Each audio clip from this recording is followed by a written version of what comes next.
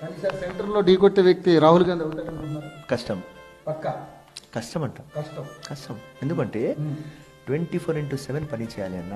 ఉమ్, నరేంద్ర మోదీ నా ఆపోజిషన్, ఉమ్, కానీ నా ప్రధానమంత్రి. ఆ ప్రధానమంత్రితో నేర్చుకుంటా నేను ఒకటి, ఏమంటే ఒక్క హాలిడే కూడా తీసుకోలేదు. మార్నింగ్ 5 o'clock నుంచి నైట్ 10 o'clock దాకా పని చేస్తాడు. ఉమ్, చూడండి మీరు ఎంత మంచి ఓరేటర్, ఎట్లా మాట్లాడతారు. ఉమ్, సబ్జెక్ట్ అమెరికా పోని లండన్ పోని హిందుస్థాన్ ఆ జెండా ప్రౌడ్నెస్ పెడతారు. సో నేను ఆ పార్టీకి ఇప్పుడు ఓటేయలేదు, ఆ పార్టీ ఫేవర్ లేను, కానీ మా ఒక వ్యక్తి మా ప్రధానమంత్రి అంటే గుడ్, ఎక్సలెంట్ అంట. సో అట్లా ఒక వ్యక్తి 7 years నుంచి వచ్చినాడు, వాళ్ళ హాలిడే కూడా తీసుకోలేదు.